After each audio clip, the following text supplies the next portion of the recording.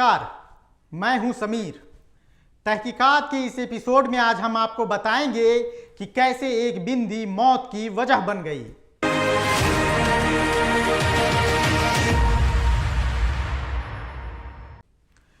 जुलाई 2023 ये वो तारीख है जब एक बिंदी ने एक हंसती खेलती छात्रा की जान ले ली।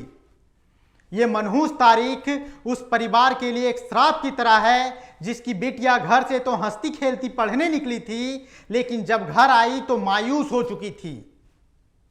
मायूसी का साया ऐसा जिसने उसे अंदर से खोखला कर दिया। वो अपनी जान लेने का फैसला कर बैठी। 10 जुलाई 2023 को झारखंड के धनबाद से दिल दहला देने वाली घटना सामने आई। यहां पर एक लड़की ने खुदकुशी कर ली। आत्महत्या के पीछे जो वजह बताई जा रही थी वो चौंकाने वाली थी। बताया जा रहा है कि 10वीं की छात्रा बिंदी लगाकर स्कूल चली गई थी, जिससे शिक्षिका ने गुस्से में छात्रा को थप्पड़ मार दिया। छात्रा को सबके सामने बेइज्जत कर दिया। उसे स्कूल से निकाल दिया गया। छात्रा इतनी आहत हुई, घर पहुंचने के बाद उसने अपनी जान देने का फैसला कर लिया। छात्रा ने घर में फांसी लगाकर अपनी जान दे दी। घटना के बाद परिजनों और ग्रामीणों ने स्कूल के गेट पर प्रदर्शन किया। परिजनों की मांग थी कि शिक्षिका और प्राचार्य के खिलाफ कार्रवाई की जाए। पीड़िता ने आत्महत्या से पहले एक सुसाइड नोट लिखा था, जिसमें उसने प्रिंसिपल और शिक्षिका को जिम्मेदार ठहराया था। मेरा नाम उषा कुमारी है, उम्र 17 वर्ष। मैं तेतुलिया की रहने वाली हूँ। मेरे पिता का नाम स्वर्गीय विजय बावरी है। मैं कक्षा 10 की छात्रा हूँ। मेरी समस्या यह है कि मैं धनबाद के सेंट जेवियर्स स्कूल की छात्रा हूँ। स्कूल में एक शिक्षिका ने मुझे सबके सामने थप्पड़ मारा। पूरे स्कूल के बच्चों के सामने मुझे बेइज्जत करके स्कूल से बाहर निकाल दिया गया, जिससे आहत होकर मैं खुदकुशी कर रही हूँ। शिक्षिका का नाम सिंधु मैडम है, प्रिंसिपल का नाम RK सिंह है। मेरी खुदकुशी करने की वजह सिर्फ सिंधु मैडम है। अतः मेरी आपसे निवेदन है कि मेरी समस्या पर गौर करके मेरे मरने के बाद सिंधु मैडम पर जल्द से जल्द कार्रवाई की जाए। परिजन बताते हैं कि बिटिया स्कूल गई थी, लेकिन थोड़े ही देर में वह वापस घर आ गई। उसने बताया कि बिटिया बिंदी लगाकर स्कूल गई थी, लेकिन शिक्षिका को देखते ही उसने बिंदी हटा दी। लेकिन फिर भी शिक्षक ने असेंबली में सबके सामने बेटी को चांटा मार दिया। मैंने प्रिंसिपल को समझाया, लेकिन फिर भी वे नहीं समझे और बेटी को निकाल दिया। इसी वजह से उसने 11 बजे फांसी लगा ली। मां का कहना है कि मैं न्याय चाहती हूं। सुसाइड नोट में जिनका नाम है उनके खिलाफ कार्रवाई की जानी चाहिए। 10 जुलाई की सुबह 9 बजे उषा अपने स्कूल से जब उसको इस टीचर्स ने उसको यहाँ से भगा दिया, तो इसी कमरे में वो आकर रो रही थी और अपने माँ को कही थी कि आप जाओ, मैं यहाँ पे ठीक हूँ, मैं पढ़ाई कर रहा हूँ। लेकिन उनकी माँ ये चीज़ को समझ नहीं सकी थी, उनकी पीड़ा को समझ नहीं सकी थी कि जिस तरीके से स्कूल में उन्हें सरेआम डांटा गया था, सरेआम मारा गया था, वो इतना दिल पे लगा लेगी। और इसी खूंटे में पहले पंखा हुआ करता था और इसी से लटक कर उषा ने अपनी जीवन लीला को समाप्त कर ली। हमारे साथ उनके जीजा हैं, हम उनसे बात करेंगे कि किस तरह से पूरे वारदात हुई थी।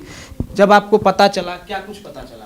हमको पता चला कि इसे उषा सुसाइड कर ली है पंखे से।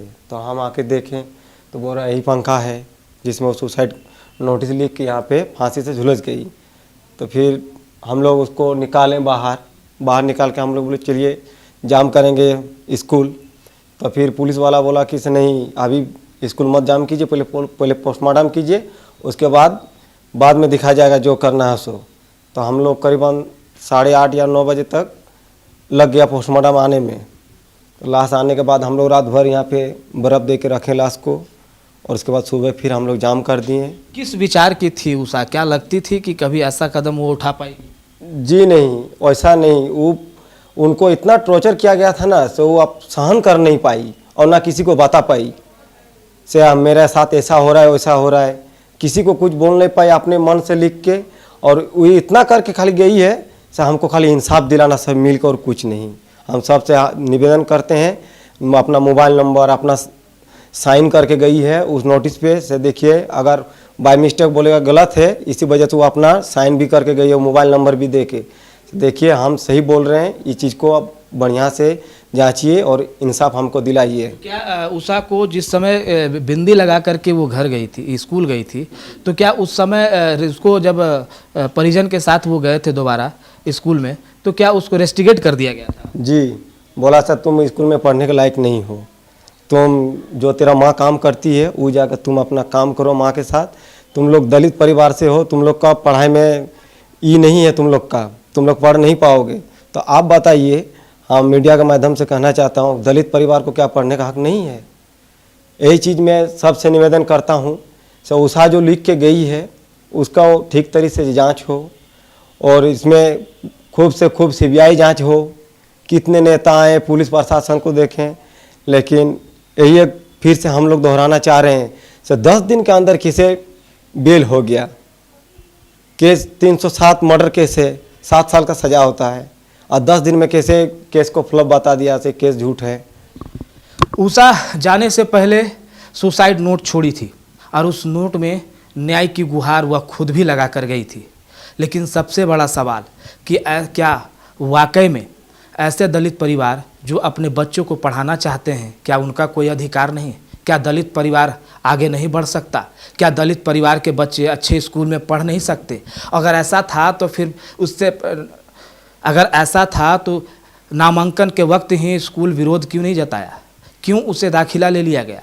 कहीं ना कहीं स्कूल की लापरवाही और उनकी मानसिकता को दर्शाता है।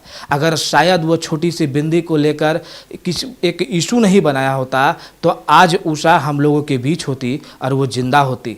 लेकिन आज वो सुसाइड नोट के रूप में उषा ने एक छाप छोड़ कर गई है और वो न्याय की गुहार लगा रही है। बात सिर्फ बिंदी और आत्महत्या तक नहीं रुकी, बात निकली तो धर्मांतरण तक पहुंची। बीजेपी विधायक अमर बाउरी ने घटना के बाद कहा कि छात्रा की मौत दुखद है। बिंदी लगाने को लेकर छात्रा को शिक्षिका का प्रताड़ित किया जाना यह दर्शाता है कि मिशनरी स्कूलों में सनातन विधि और उसके संस्कार को किस तरह से देखा जाता है। जो लोग नहीं मानते हैं उसे प्रताड़ित किया जाता है।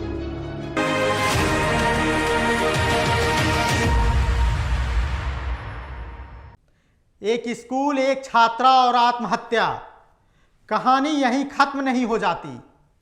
परिवार इंसाफ की जंग लड़ रहा है, लेकिन रसूखदारों का रसूख देखिए कि पहले तो मामले में किसी की गिरफ्तारी नहीं होती, 10 दिन बाद स्कूल का संचालन शुरू कर दिया जाता है और फिर शुरू होता है पावर गेम।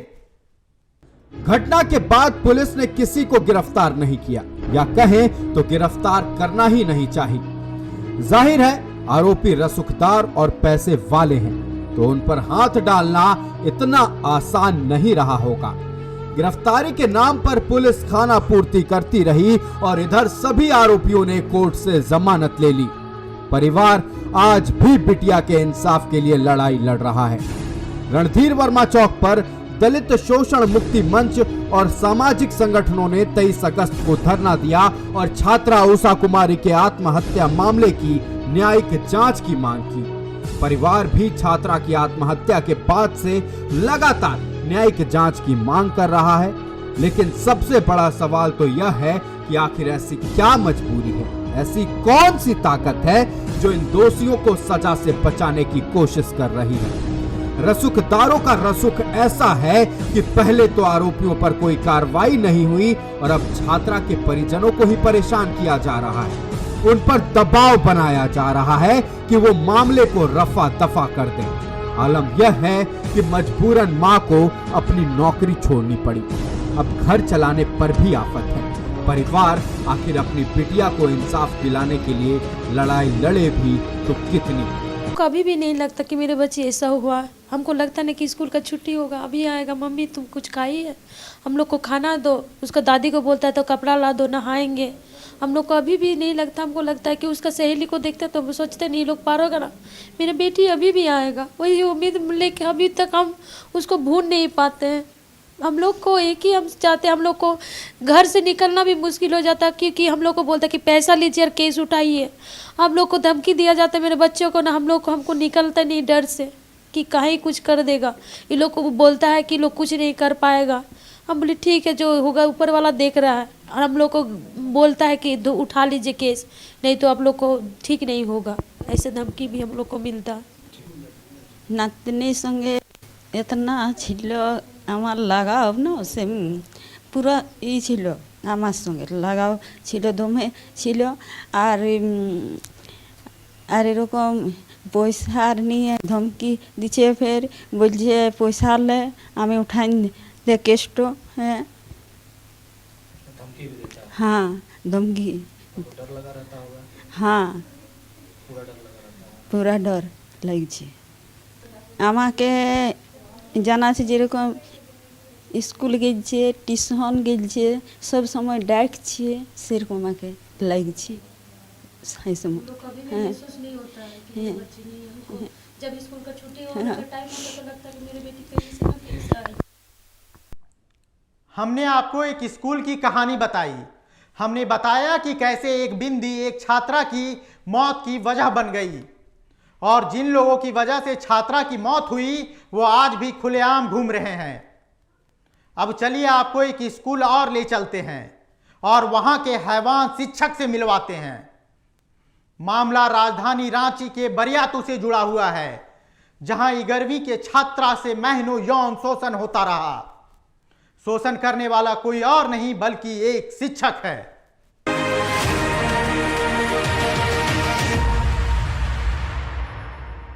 एक गुरु का अपने शिष्य के प्रति अगाध प्रेम होता है, वहीं शिष्य में अपने गुरु के प्रति पूर्ण श्रद्धा और समर्पण का भाव होता है।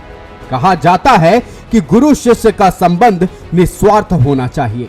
गुरु और शिष्य के बीच केवल शाब्दिक ज्ञान का ही आदान प्रदान नहीं होता था, बल्कि गुरु अपने शिष्य के संरक्षक के रूप में भी कार्य करता था। लेकिन तब क्या हो जब एक गुरु हैवान बनकर अपनी ही शिष्य की आबरू के साथ खेलने लगे। माता पिता अपने बच्चों को स्कूल में शिक्षकों के भरोसे भेजते हैं, लेकिन अब इस रिश्ते पर से भी विश्वास उठता जा रहा है। मामला राजधानी रांची के बरियातू स्थित डीएवी स्कूल से जुड़ा है, जहां एक हैवान शिक्षक 11वीं की छात्रा का महीनों तक शारीरिक शोषण करता रहा। नाबालिग का लगातार शारीरिक शोषण किया जाता रहा, लेकिन इस ओर ध्यान देना किसी ने जरूरी नहीं समझा।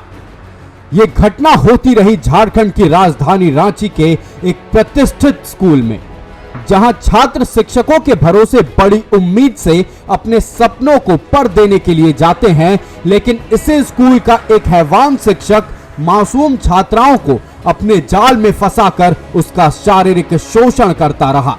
एक बार फिर गुरु और शिष्य का रिश्ता शर्मसार हुआ है। राजधानी रांची के एक शिक्षक ने इस मर्यादे को तार तार किया। विद्यालय को शिक्षा का मंदिर कहा जाता है, लेकिन इस शिक्षा के मंदिर में समित कश्यप जैसे हैवान बैठे हुए हैं। बच्चियां और लड़कियां अगर अपने शिक्षक के साथ सुरक्षित महसूस नहीं करेंगी तो उनकी सुरक्षा कहां होगी, और समित कश्यप जैसे हैवान को सजा क्या मिलेगी। बरियातू की रहने वाली एक 11वीं की छात्रा ने 2021 में बहुत सारे सपने और उम्मीदों के साथ डीएवी स्कूल में दाखिला लिया, अपनी पढ़ाई शुरू की। लेकिन छात्रा के ऊपर गिद्ध की नजर जमाए बैठा था उसका क्लास टीचर समित कश्यप। छात्रा कुछ समझ पाती इससे पहले ही आरोपी शिक्षक ने अपने जाल में उसे फंसाने के लिए पाशा फेंकना शुरू कर दिया। सबसे पहले 2022 में समीक्ष कश्यप छात्रा को 9 चैप्टर ऑफ हार्ट नाम की किताब पढ़ने के लिए देता है। फिर इसी साल के अप्रैल माह में हाउसिंग कॉलोनी में दोनों की मुलाकात होती है। जरूरी बात बताने के नाम पर आरोपी छात्रा को अपने रूम में ले जाता है और उसके साथ मारपीट करता है। फिर उस मारपीट का वीडियो बनाकर छात्रा को इसे वायरल करने की धमकी देता है। छात्रा डर जाती है, उसे समझ नहीं आता कि वो करे तो करे क्या। बस यहीं से हैवान टीचर की हैवानियत शुरू होती है। आरोपी नाबालिग छात्रा के साथ शारीरिक संबंध बनाता है। एक बार यह सिलसिला शुरू होता है तो जनवरी 2023 तक लगातार वो छात्रा का यौन शोषण करता है। इस हैवान का मन इतने पर भी नहीं भरता है तो वह 27 जुलाई को फिर से छात्रा के साथ मारपीट करता है। छात्रा भी अब बार बार की प्रताड़ना से तंग आकर कानूनी कार्रवाई का मन बना लेती है। मामले की शिकायत बरियातू थाने में की जाती है, लेकिन कार्रवाई के नाम पर कुछ भी नहीं होता है।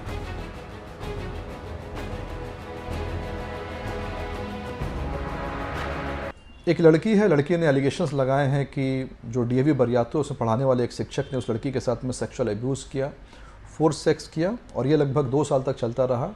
लड़की के साथ जब ये शुरुआत हुई उस समय लड़की नाबालिग थी और इसलिए मामला हमारे पास भी आया है। हम इस केस को मॉनिटर कर रहे हैं। फिलहाल लड़की ने बरियातू थाना में शिकायत दर्ज की है और पुलिस कार्रवाई जो उस पर चालू है। लड़की का बयान जो मजिस्ट्रेट के पास दर्ज हो चुका है। आगे हम देखते हैं कि इसमें क्या कार्रवाई हम कर सकते हैं और लड़की की किस तरह से मदद हम कर सकते हैं। मामले की जानकारी समाज सेवी मोनिका आर्या को मिलती है। वो छात्रा को इंसाफ दिलाने के लिए लड़ाई का फैसला करती है। मामले में CWC के अध्यक्ष का कहना है कि डीएवी बरियातू में पढ़ाई कर रही छात्रा के साथ उसी स्कूल के टीचर ने दुष्कर्म की घटना को अंजाम दिया है, जिसकी जानकारी हमें मिली है। मामले की शिकायत बरियातू थाने में भी की गई है। जब छात्रा के साथ दुष्कर्म हुआ तब वो नाबालिग थी, इसलिए हम इस केस की मॉनिटरिंग कर रहे हैं। स्टूडेंट के साथ उसी स्कूल के शिक्षक के द्वारा दुष्कर्म का मामला मेरी नॉलेज में आया है। ये बहुत ही संगीन मामला है, लेकिन इससे भी ज़्यादा संगीन ये है कि उस घटना को करीब 1 महीना होने जा रहा है, लेकिन अभी तक उस मामले में किसी की भी अरेस्टिंग नहीं हुई है। जबकि छात्रा का मेडिकल हो चुका है। ये भी पता चला है कि उसको काफ़ी मारा पीटा गया था। बंदूक की नोक पर उसे डराया धमकाया भी गया है। उसकी बहन को भी करियर खराब होने की, बर्बाद करने की धमकियाँ मिल रही हैं, जो कि उसी स्कूल में पढ़ती है। ये बिल्कुल भी स्वीकार्य नहीं होना चाहिए। एक इम्पॉर्टेंट बात इसमें है कि जिस वक्त क्राइम हुआ था उस वक्त वो जो छात्रा थी वो नाबालिग थी, यानी कि ये पॉक्सो एक्ट के अंतर्गत आता है और पॉक्सो के मामले में ऐसा माना जाता है कि कोई भी पॉक्सो का केस अगर दर्ज करवाता है तो उसमें तुरंत अरेस्टिंग होती है। अरेस्टिंग होने के बाद आरोपी की उसके बाद पुलिस जांच करती है। ऐसा ना हो कि स्टेट की राजधानी में इतना संगीन मामला हो जाए, इस पे पुलिस कार्रवाई ना करे और सरकार भी कटघरे में खड़ी हो। ये नहीं होना चाहिए। सरकार और एडमिनिस्ट्रेशन की जिम्मेदारी है कि वो जनता में सुरक्षा को लेकर एक विश्वास का माहौल बनाए। ये घटना हमारे स्कूल की नहीं है। बच्ची पास आउट स्टूडेंट है, क्लास 2023 में वो पास आउट हो गई है और जो टीचर है वो बाहर है। कभी इसकी जानकारी ना तो प्रिंसिपल को ना तो हमारे इंटरनल हैरेसमेंट कमेटी को दी गई। लड़की कभी ये नहीं ऑब्जेक्ट करी कि कोई टीचर उसके साथ ऐसा कर रहा है। ये अचानक हमें मालूम चला किसी के मातहत से कि एक FIR हुआ है और उसमें एक लड़की हमारे यहाँ काम करते एक टीचर को के साथ कि उसे मारपीट हुई है और उसको प्यार के जाल में फंसाया गया है। ऐसा करके एक FIR हमने देखा, हमने सुना, तो फिर हमने इसकी तहकीकात की। हमने एक इंटरनल कमेटी बना दी। टीचर को तत्काल प्रभाव से उसे ना आने को कह दिया गया और हमने DAV ऑर्गेनाइजेशन में भी सारी बातें इसको रखी। हमने इंटरनल कमेटी में भी बात करी और एक तहकीकात चल रही है। वैसे तो चूँकि ये स्कूल के बाहर का मामला है, कोई FIR हो चुका है, पुलिस जैसे बड़े ऑर्गेनाइजेशन इसको तहकीकात कर रही है, मामला कोर्ट में है, फिर भी हम अपनी तरफ से, चूँकि बच्ची हमारे यहाँ कभी पढ़ी है तो हम ये चाहते हैं कि कोई गलत तो ना हो, तो हमने अपने इंटरनल कमेटी को लगा रखा है, उसकी तहकीकात कर रही है। उनकी माँ से भी बात हुई, उस लड़की से भी बात हुई है।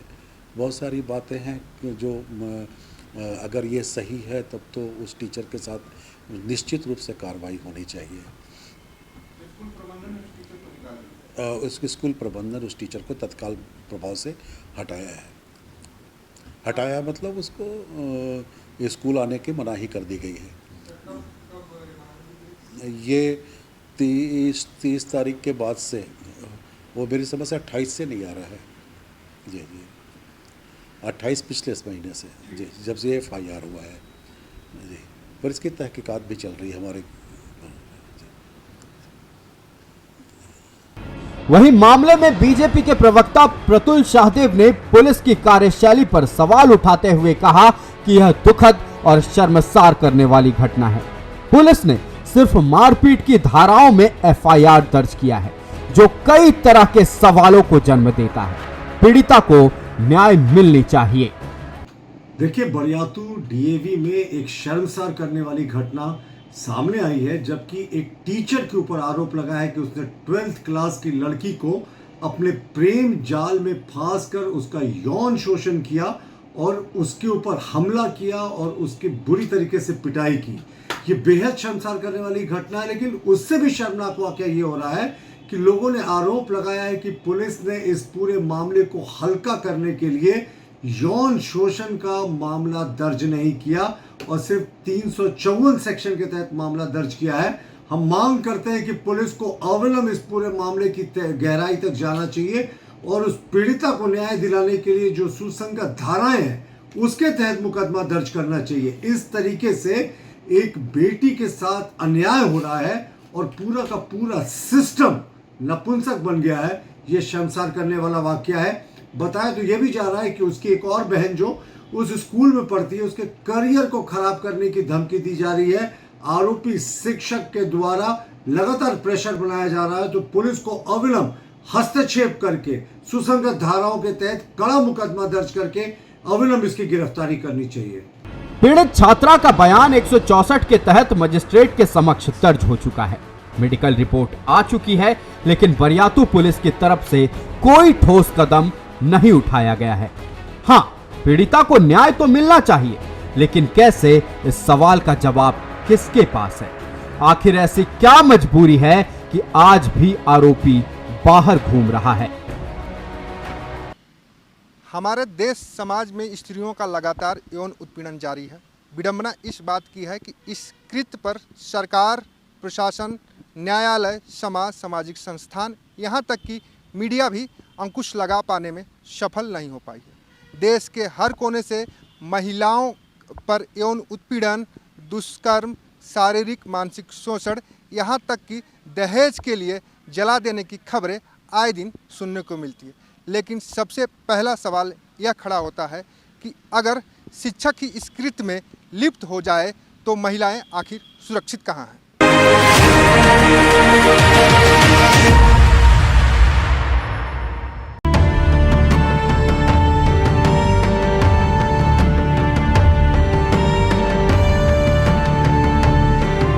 तारीख 31 जुलाई 2023, जगह बिहार की राजधानी पटना। साजिश तो बहुत पहले से रची जा रही थी, लेकिन हत्याकांड को अंजाम देने के लिए यही तारीख तय की गई, एकदम फिल्मी स्टाइल में। नीलेश मुखिया की गाड़ी धीरे हुई। अचानक काले रंग की एक बाइक से एक अपराधी उतरा और नीलेश मुखिया पर बैक टू बैक गोलियां चला दी। नीलेश मुखिया जिंदगी की जंग हार गए, लेकिन इस अदावत की शुरुआत नई नहीं थी। इसकी शुरुआत तो 2017 में ही हो गई थी।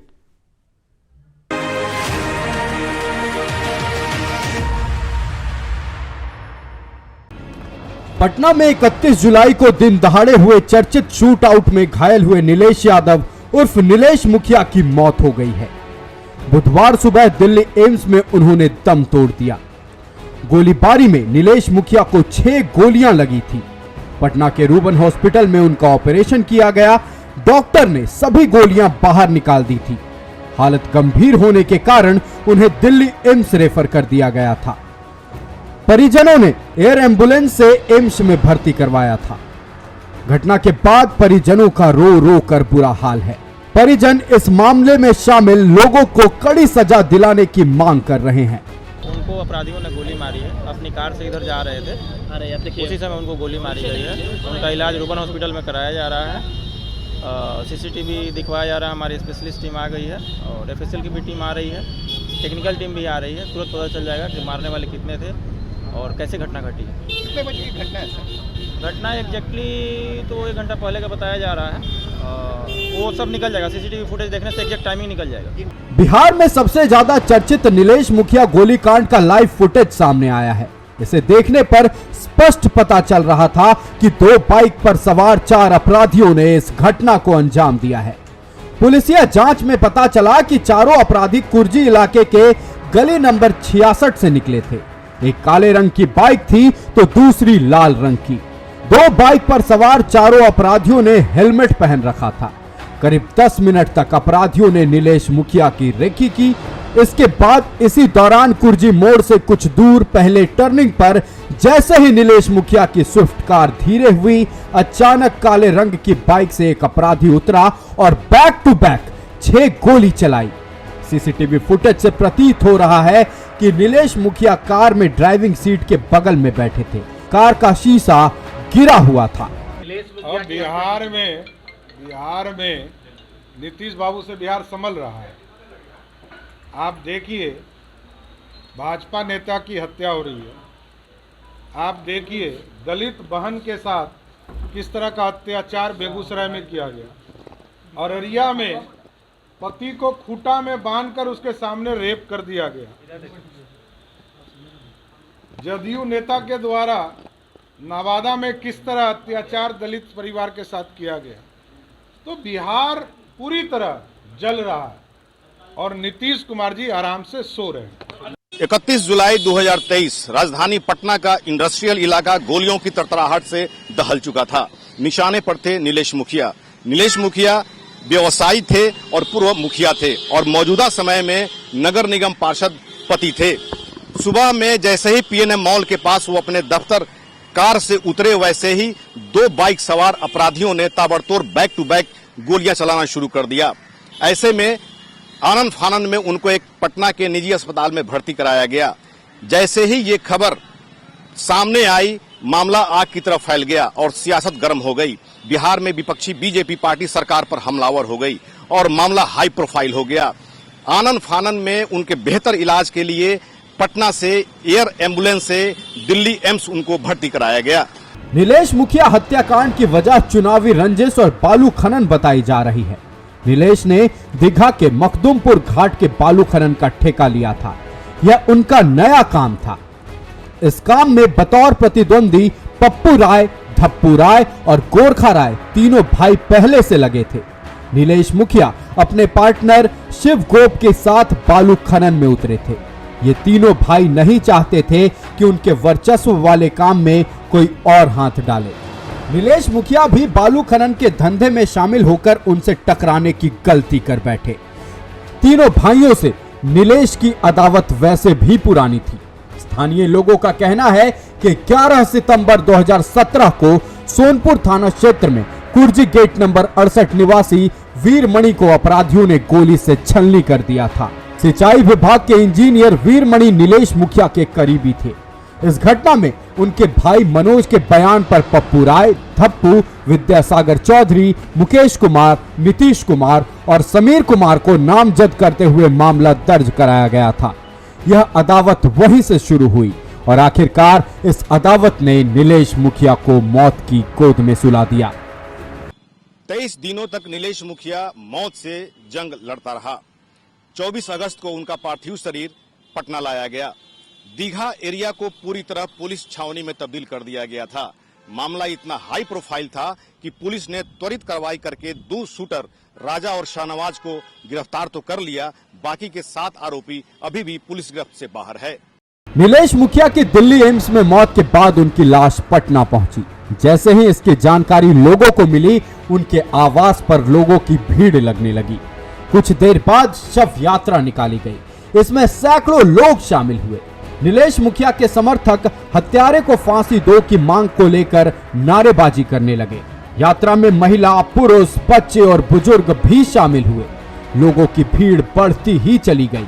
गली गली से लोग नीलेश मुखिया की शव यात्रा में शामिल होने के लिए निकलने लगे। महिला समर्थकों ने कहा कि नीलेश मुखिया के साथ अच्छाई भी मर गई। जंगल राज साफ साफ दिख रहा है। पुलिस हत्यारे को बचा रही है। नेता को किस तरह से जघन्य तरीके से मारा गया। उसका पटना इलाज हुआ, एम्स गया, मैं भी गया, 10 दिन वहां इलाज हुआ, लेकिन जख्म इतना गंभीर था। बहादुर नेता ईश्वर ने बुला दिया। मैं अपेक्षा करूंगा कि इसके मारने वाले और षड्यंत्रकर्ता दोनों के खिलाफ पुलिस सख्त कार्रवाई करेगी और न्याय दिलाएगी। नीतीश कुमार जी, पटना शहर में यह हो रहा है, एक मुखिया मारा जा रहा है, पत्रकार पर हमला हो रहा है, पुलिस इंस्पेक्टर मारे जा रहे हैं। क्या हो रहा है आपके प्रदेश में? तो मैं बिहार पुलिस से, मैंने एसपी से भी बात किया है, डीजीपी से भी बात किया है, अविलंब मारने वाले और षड्यंत्र करने वाले दोनों के खिलाफ कार्रवाई होगी। सर, लेकिन घटना के बाद अब तक पुलिस गिरफ्तार नहीं कर पाई। नामजद अभियुक्त जो है उनको मैंने गिरफ्तारी नहीं हुई सर। अपनी भयंकर आपत्ति बताई है, मैं फॉलो कर रहा हूं। ये पुलिस के ऊपर ही सवाल है कि पटना शहर के बीच में एक लोकप्रिय जनप्रतिनिधि, जो जनता इतनी लोकप्रिय है, देख रहे हैं, बहुत दुर्भाग्य, मैं बहुत भर्ता करता। जब यात्रा के दौरान ही नीलेश मुखिया के समर्थक आक्रोशित हो गए। इसी बीच कुछ समर्थकों ने मुख्य आरोपी पप्पू राय और धप्पू राय के घर पर चढ़कर हंगामा किया। इसी बीच कुछ लोग आक्रोशित होकर घर पर पथराव करने लगे। इतना ही नहीं, गुस्साए लोगों ने कार के शीशे भी फोड़ दिए। इसी बीच पुलिस आई और समर्थकों को समझा बुझाकर शांत करवाया। वहीं कुर्जी रोड के पास महिलाएं सड़क पर उतर आईं। आक्रोशित महिलाओं ने टायर जलाकर आगजनी की। वह हत्यारे की गिरफ्तारी की मांग कर रही थी। पुलिस ने मामले में 2 आरोपियों को गिरफ्तार कर लिया है, लेकिन नीलेश मुखिया के समर्थकों का कहना है कि पुलिस कार्रवाई के नाम पर सिर्फ खाना पूर्ति कर रही है। मुख्य आरोपी को पूरा महकमा बचाने की कोशिश कर रहा है। नीलेश मुखिया रसूखदार थे, समाज में उनका रुतबा था, उनके पीछे उनके समर्थकों की एक बड़ी फौज थी, लेकिन फिर भी दिन दहाड़े गोली मारकर उनकी हत्या कर दी गई। तो जरा सोचिए, आप और हम पटना की सड़कों पर कितने सुरक्षित हैं। अपना और अपनों का खूब ख्याल रखिए और रहिए सतर्क।